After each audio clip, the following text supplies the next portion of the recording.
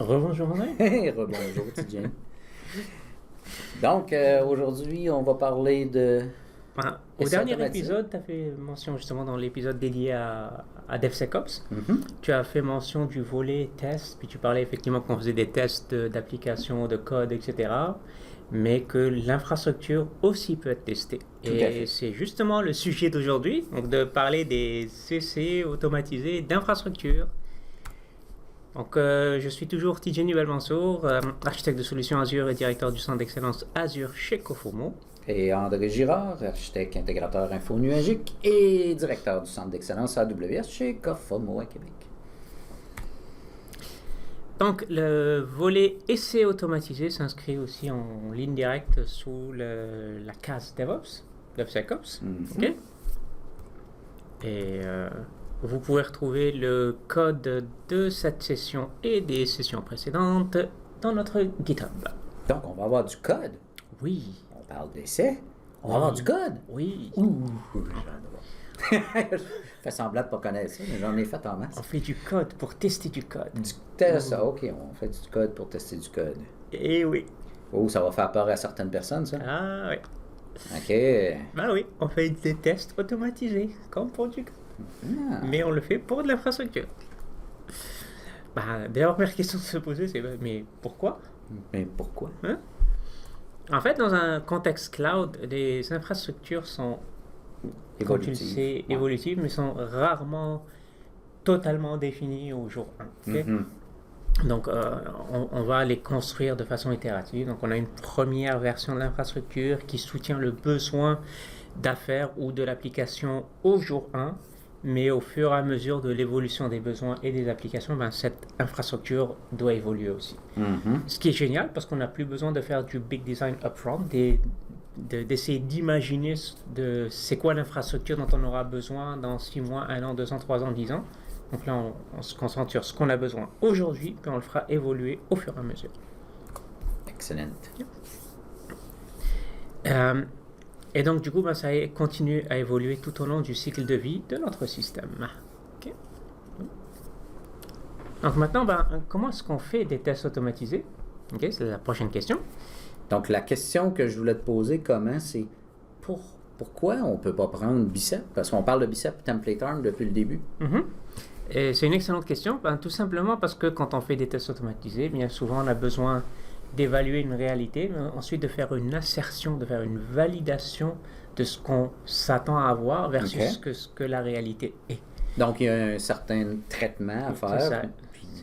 Template Arm puis Bicep n'ont pas vraiment de structure de contrôle comme tel. Il y en a un certain pour l'installation, mais ça reste des langages déclaratifs. Mais il y a un autre point aussi qu'il faut souligner, c'est que quand on fait des essais, on veut vérifier une certaine réalité. On va faire des assertions, comme tu dis. Mais pour savoir quelle est la réalité, ça prend un langage qui va être capable d'aller lire l'environnement infonuagique, ici Azure, pour être capable de ramasser les informations et là, comparer.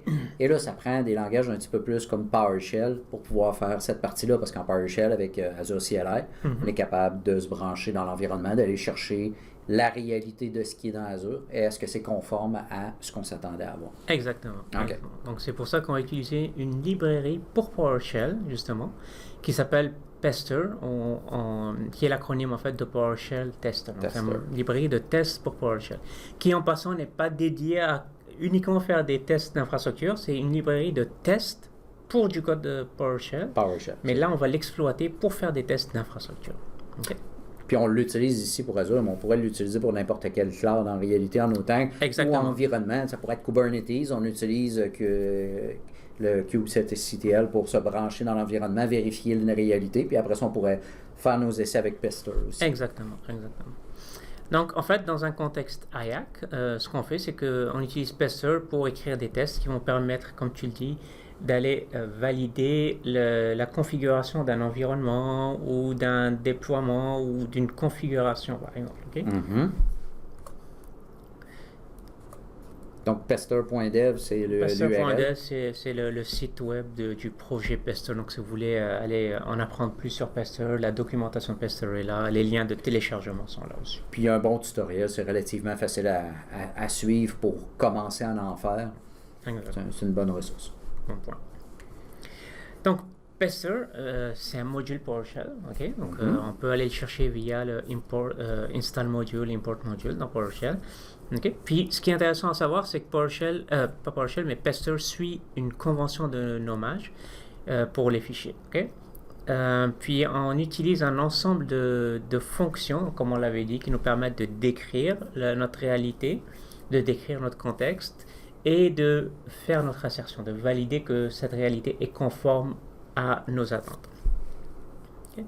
Puis on peut aussi faire des mocks dans certains cas si on en a besoin. Avec Pester? Ouais. Ça, je savais pas. C'est pour ça que je vous disais un peu plus tôt que Pester n'est pas uniquement une librairie de test pour du IAC. C'est sûr que pour du IAC, ça a un peu moins de sens. Je vois pas trop les mocks, comment on ferait, mais je comprends pour du code. C'est ça. De vouloir moquer les dépendances. Là. Exact. Donc, c'est ça. Ce n'est pas spécifique à Bicep ni à n'importe quel autre langage en particulier. Okay? C'est bon. Donc, qu'est-ce qu'on doit tester? Donc, maintenant qu'on sait qu'on a besoin de tester notre environnement pour s'assurer qu'il est conforme à ce qu'on avait décrit dans notre code Bicep, par exemple. Donc, maintenant, qu'est-ce qu'on va tester? En fait, il y a plusieurs éléments qu'on voudrait tester. Les plus communs, puis on va dire le strict minimum, selon nous, que vous devriez tester, c'est, première chose, les conventions de nomenclature, pour vos ressources notamment. Surtout si vous adoptez une certaine convention dans votre environnement, ce serait bien de vérifier que les ressources que vous créez suivent ou respectent cette convention-là. Les tags, si vous avez une convention de tag, ce serait peut-être bon de vérifier qu'elle est bien appliquée. Les types de ressources. Bien évidemment, on veut créer une web app, on veut s'assurer que la ressource qui a été créée est du type web app. Okay? Les SKU de ces ressources, est-ce que c'est basic, standard, premium, etc. Le nombre d'instances, ça aussi c'est important. Okay? Les relations entre les ressources, d'accord? Créées puis ceux existantes. C'est ça. Par exemple, si j'ai un service bus, mais je crée une nouvelle queue, je veux m'assurer que cette queue est vraiment associée à ce service bus et non pas à un autre instance de service bus. Okay? Ça pourrait poser des problèmes. Et on veut aussi valider les configurations. Par exemple, je crée une web app, puis dans cette web app, dans ses configurations, elle a des connection strings, des app settings, elle a par exemple des paramètres, une certaine valeur pour le paramètre TLS ou pour le Always On What. Je veux m'assurer que c'est bien configuré selon ce que j'ai besoin. Donc maintenant, comment est-ce qu'on utilise Pester pour faire ces essais? En fait, c'est un processus facile en 4 étapes. Première chose, on importe le module, en supposant qu'on l'a installé, on l'importe, on écrit nos tests, on définit un fichier de paramètres de test, un PowerShell data file, dans le jargon de Pester, et on exécute les essais. OK. Sûr que le PowerShell data file, c'est une facilité et c'est une bonne façon, mais c'est absolument pas nécessaire. Oui. Mais c'est fortement recommandé, on vous le recommande. Mais c'est pas obligatoire. Okay? On peut faire vraiment juste notre assert puis mettre directement, coder dans le assert les valeurs que tu veux tester. Mais c'est mieux d'aller les chercher dans un domaine de valeurs qui serait dans un fichier à côté. On est d'accord. Puis tu vois, c'est drôle que tu amènes ça. Je t'ai devancé. Non, c'est parfait. Mais dans mon livre à moi, ça devrait être une obligation. Oui. Pour une raison très simple. Parce qu'effectivement, on peut hard-coder les valeurs dans les essais, mais rappelez-vous que l'infrastructure infonuagique évolue. Okay? Puis, du jour au lendemain, vous allez probablement avoir besoin d'un deuxième environnement. Comment est-ce qu'on installe maintenant le module Pester? Ça, c'est l'étape 1. Étape 1, allons-y. Bon, bien sûr, on a à le faire qu'une seule fois par machine ou par serveur. Donc, pour installer le module PowerShell Tester, c'est install module, comme d'habitude. Le nom Pester. Puis on utilise 2 paramètres, le premier qui est force et le deuxième qui est skip publisher check. Okay? Pour être sûr que ça s'installe, parce que des fois il va essayer de vérifier l'éditeur, si vous voulez, de cette librairie, puis il peut vous générer des erreurs dépendamment de comment votre contexte de sécurité PowerShell est configuré. Donc pour éviter ça, vous utilisez les 2. Tu dis une fois par machine serveur, je rajouterais par agent de build. Pourquoi? Parce que tout dépendant de ce que vous prenez comme stratégie, mais si les tests sont faits en même temps qu'un pipeline de build, puis qu'on veut qu'il soit fait, il faut qu'il soit exécuté en quelque part, les tests. Donc, ça prend certainement un agent aussi pour être capable d'exécuter les tests. Ou alors, vous configurez un agent qui a déjà Pester dessus. Ça peut être ça. Vous utilisez ce pool d'agents pour ça. Ouais. Parce que, non, c'est certainement une meilleure idée. Parce que c'est ça. Parce que ça va aller plus vite. L'installation prend un certain temps. Puis si vous utilisez un hosted agent, comme par exemple sur Azure DevOps, où vous êtes facturé à l'utilisation de l'agent, c'est du temps que vous payez alors que vous n'avez aucune valeur concrètement. Ouais. Bonne idée. Donc, une fois que le module est installé, il faut l'importer dans le contexte d'exécution de PowerShell. Donc, on fait un import module tester, puis on utilise le pass-through pour être sûr de pouvoir le charger. Parce que sinon, vous allez devoir jouer avec le contexte de sécurité pour lui dire de le charger. Et ensuite, on va écrire notre premier test. Donc ici, un exemple hard-codé, pas de fichier de paramètres. Exactement. Donc, vous voyez ici, on a un exemple de test tester. Puis on va utiliser notre... Puis souvent, quand on faisait des tests comme avec NUnit et compagnie, on allait toujours faire un setup d'environnement. On lisait nos données, on faisait nos asserts. Ça veut dire que ça va être pas mal les mêmes étapes. Exactement. Donc ici, on a nos paramètres. Qu'est-ce qu'on prend comme paramètre d'entrée pour notre test? Donc ici, en l'occurrence, c'est le ressource group. Ici, on vient configurer notre environnement, justement, comme tu le disais tout à l'heure. Tu obtiens la réalité. On obtient la réalité, exact. Donc ici, on va chercher notre ressource group. Puis ensuite, ici, on va faire notre test et on va faire notre assertion. Donc ici, j'obtiens le ressource group dont le nom est passé en paramètre. Puis ensuite, ici, ce que je fais, j'ai deux tests ici. Vous voyez les hits, quelque chose, c'est des tests. C'est des tests. Puis ici, j'ai l'identifiant du test. Donc ça, c'est important parce que c'est le message, le nom du test, le libellé du test qui va s'afficher dans votre console d'exécution, puis qui sera soit en rouge, soit en vert. C'est ça. Donc en vert, bien évidemment, si le test est terminé en succès, et en rouge, si c'est terminé en échec. Mais au moins, le libellé va vous donner une idée de qu'est-ce qui s'est terminé en succès ou en échec. C'est bon. Puis le test en lui-même, c'est ici, on dit le nom de notre ressource group, parce qu'ici, notre objet RG, qui en a obtenu par la commande get Azure Resource Group, a une propriété Resource Group Name. Donc, la valeur de cette propriété doit être, should be, cette valeur, run@cloud-rg. C'est bon. Et ici, même chose, on a un deuxième test avec l'emplacement. Donc, location doit être Canada Central. C'est bon. Sûr qu'il existe plusieurs mots-clés autres que should be. Là. On pourrait faire d'autres, j'imagine tu vas les passer, mais... Oui, pas spécialement. Mais tu peux être dans un domaine de valeur, il y a plein de... n'est pas égal, il y a moyen de faire plusieurs conditions. Il y a aussi be in, si vous avez un domaine de valeur. Par exemple, si vous avez un paramètre qui doit être dans un ensemble de valeurs prédéfinies, vous pouvez le tester comme ça. C'est bon. Donc maintenant, on a fait notre test, il est hard-codé pour le moment, les paramètres sont hard-codés. On va l'exécuter. Puis là, je fais un petit warning. Là. À partir de PowerShell 5, qui est la version la plus récente, il y a eu un break exchange. Donc si vous utilisiez PowerShell 4 et que vous voulez passer à PowerShell 5, il faut savoir que la syntaxe d'invocation est différente. Donc je vous présente les deux. Parce que si vous travaillez dans un contexte d'une entreprise qui utilise encore une ancienne version de PowerShell, donc avant la version 5, vous allez plus voir la syntaxe que vous avez actuellement à l'écran. Tandis que si vous allez vers un nouveau projet, si vous n'avez jamais utilisé Pester, je vous conseillerais d'aller vers la nouvelle version. Donc ici, la syntaxe pour PowerShell jusqu'à la version 4 du moins, c'est invoke Pester, -script, et on lui dit voici le script que je vais passer. Donc, le chemin vers mon fichier de test, puis des paramètres d'entrée. Donc, ici, je passe le paramètre. Et là, il va exécuter ce test-là. À partir de la version 5, vous voyez que c'est un peu plus verbeux. Donc, ici, on crée un pester container. Et ici, dans ce pester container, on va lui dire voici le chemin de mon fichier, puis voici les paramètres que je veux passer. Donc, tu passes un array pour les paramètres. C'est ça, exact. Ensuite, je lui dis, j'ai besoin d'une configuration pester. Donc, je crée un objet de type pester configuration. Et dans ce pester configuration, je lui dis, mon container, c'est le container que j'ai défini ici. OK. Puis ensuite, je lui dis, invoke pester avec cette configuration-là. qui, elle, fait référence à ça. Donc, c'est plus verbeux. Personnellement, je préférais l'ancienne syntaxe. C'est plus clair.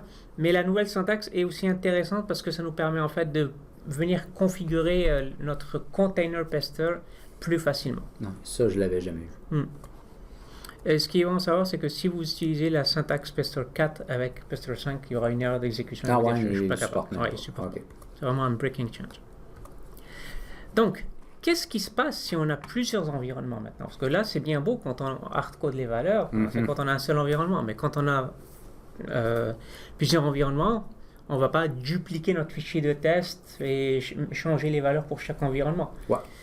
Ça se peut, mais ce n'est pas la bonne option parce que si vous changez un test, vous allez le changer dans plusieurs fichiers. Donc l'idéal, ce serait plutôt d'aller vers des fichiers de paramètres, donc avoir un seul fichier de test, mais plusieurs fichiers de paramètres. Et dans votre invocation, passer le fichier de paramètres correspondant à l'environnement que vous voulez tester. C'est bon.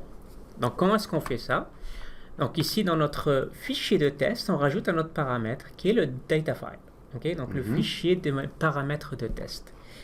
Et ici, je vais charger ce fichier-là. Heureusement, Pester nous offre une commande pour ça. Donc import PowerShell data file. Puis c'est pas Pester, c'est PowerShell. Oui, c'est ça. C'est un standard de PowerShell parce qu'un PowerShell data file est un fichier qui peut être utilisé avec n'importe quel fichier de commande PowerShell. C'est ça. Puis je lui dis, charge-moi ce fichier-là. Puis vous voyez, je l'ai mis dans une propriété qui s'appelle expected parce que dans ce qu'on va mettre dans ce fichier de paramètres-là, c'est les valeurs de ce qu'on s'attend à avoir dans notre environnement. Okay? Là, ensuite, on va charger l'environnement réel et ce qu'on va faire, c'est qu'on va comparer le réel à ce qui est attendu. Expected, c'est bon. Donc ici, notre expected a une propriété resource group qui est une propriété name. Même chose ici pour location. Puis ce qui est le fun, un PowerShell data file, c'est comme un arbre. Donc, exactement. Par après, ça se travaille un petit peu comme un... Exactement. Puis voici, dans notre cas, voici à quoi ressemblerait notre PowerShell data file. Vous voyez qu'il a l'extension PSD1 pour PowerShell data file. Okay? Puis ici, j'ai un objet resource group qui a une propriété name et une propriété location. Donc, c'est pour ça que vous voyez ici, point ressource group, point name, et point ressource group, point location. Donc, comme tu disais, c'est une structure arborescente. Puis vous remarquerez que la structure, la façon qu'elle est documentée dans un PowerShell data file, c'est vraiment une structure qui est simple. C'est encore plus facile à lire que du JSON. Donc, ça peut être quelque chose qu'on donnait, nous, aux architectes techno ou à la personne qui définissait, exemple, si on mettait un modèle HubSpoke avec les peering puis tout ça, ben, l'analyste technologique ou le gars qui faisait le plan d'adressage était capable de reviser le fichier de PowerShell data file pour dire oui, c'est vraiment ça la réalité que je veux avoir. Donc, on faisait notre développement d'infrastructure en mode TDD, Test Driven Development, où est-ce qu'on commençait par faire le fichier PowerShell data file, puis là, mon but était de faire passer les tests en déployant de l'infrastructure. Donc, du TDD en Test Driven Development qu'on appelle. Bon point. C'est ça. Donc, ici, en fait, on voit avec PowerShell, pas PowerShell, mais Pester 5, comment est-ce qu'on peut utiliser ça, ok? Donc, c'est similaire à ce que vous avez vu tantôt. La seule différence, c'est qu'on vient rajouter dans la section Data un nouveau paramètre, ou un nouveau paramètre qui s'appelle Data File Path, ici. Puis on passe le chemin vers le fichier de paramètres de test.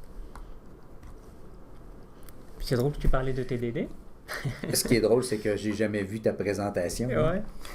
C'est justement en fait. Puis c'était voulu que ce soit toi qui présente ça, même si j'en ai fait beaucoup parce que je savais que j'apprendrais des choses, que ça avait dû évoluer. Puis je fais du millage sur ce que tu disais. C'est vraiment l'approche à recommander. C'est la simplicité de la syntaxe justement des PowerShell data files fait en sorte qu'on peut donner ça à des SME, Subject Matter Expert. Ouais. Donc en l'occurrence, dans ton exemple, c'est les architectes techno ou des analystes techno qui peuvent faire ce document-là. Puis nous, on peut coder ensuite les tests à partir de ce qu'on a dans ces fichiers-là. Okay? Donc on peut travailler en équipe. En fait, ici c'est l'approche TDD là, que tout le monde connaît. Donc on va commencer par écrire nos fichiers de tests, de paramètres de test. On écrit ensuite les fichiers de test. Okay? On s'attend à ce que les tests, normalement, se terminent en échec dans un premier temps parce que l'infrastructure... Parce que là, on écrit le fichier de résultats, mais on n'a rien déployé encore. C'est ça. On n'a pas l'environnement qui supporte ça, donc on est en échec. On écrit notre code bicep pour déployer l'infrastructure requise, puis on roule à nouveau les essais, puis normalement, ça devrait se terminer en succès. Et on refactorise le code au besoin. Exact. Donc, pour un exemple plus concret, donc, ce qu'on voudrait aussi tester, par exemple, c'est la présence-absence de ressources, les tags, les conventions de nomenclature, les valeurs de paramètres, et est-ce qu'on a des sous-éléments qui sont inclus. Comme je vous disais tout à l'heure, si j'ai des queues dans un service bus, je veux m'assurer que ces queues sont bien associées au service bus, puis que j'ai bien aussi le bon nombre et le bon nom de queues. Okay? Et aussi, par exemple, l'activation de fonctionnalités. Et enfin, le statut des ressources. Donc ici, le code se trouve dans notre bicep, okay? Dans notre GitHub, pardon. Okay? Ouais, je ne l'ai pas ici. Ah, tu veux cliquer dessus? Ouais, c'est à cause il faudrait que tu désactives ton pointeur. Je sais pas. On va y aller comme ça. Git. Peut-être que j'enlève la majuscule github.com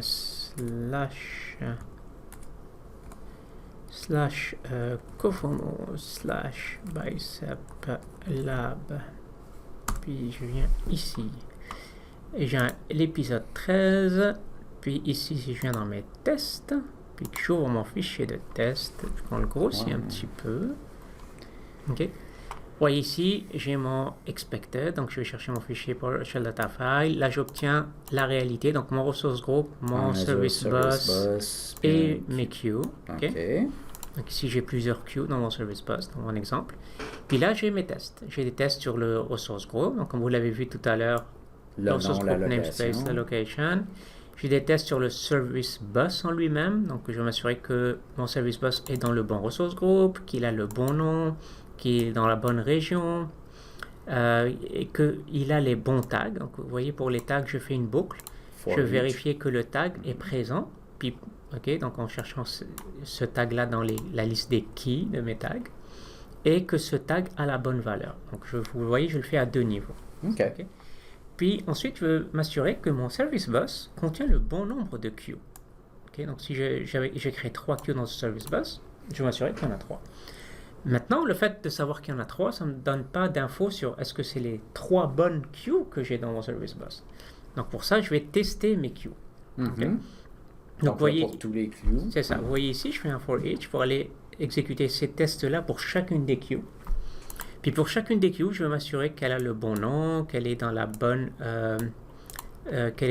région normalement, que le paramètre lock duration a la bonne valeur, que la bonne valeur pour le time to leave, pour les messages, le delivery count, la taille maximale de la queue et que le required duplicate detection est là. Puis on voit que tu vas tout chercher tes informations dans un PowerShell data file. Exact. Peux-tu nous montrer? Puis tout ça est dans le expected. Donc si je reviens ici, puis que je vais dans Data, puis que je vais dans ton PowerShell data file. Vous voyez, j'ai une section pour le resource group avec ses paramètres. C'est facile à lire. Hein? C'est ça. J'ai une section pour le service bus, donc vous voyez des paramètres au premier niveau. Puis vous voyez, j'ai même des objets imbriqués dans cet objet-là. Par exemple, pour le SKU, j'ai autant le name que le tier. Donc ici, pour aller chercher cette valeur, ce serait expected.servicebus_namespace.sku.name pour cette valeur-là. Okay? J'ai ici pour les tags aussi. Et vous voyez ici. Ici, tu as plusieurs. C'est ça, c'est pour des queues. Donc j'ai plusieurs queues. Donc c'est une liste d'éléments. Vous voyez, j'ai un élément par queue, mais ils ont tous la même structure. Donc, le nom de la queue, le lock duration, le time to leave, delivery count, etc. Okay? Puis vous voyez ici que j'ai autant des valeurs en string qu'en entier que des booléens aussi. OK. Donc, booléen en PowerShell data file, c'est comme en PowerShell, vous mettez $true, $false. OK. C'est pas plus compliqué que ça.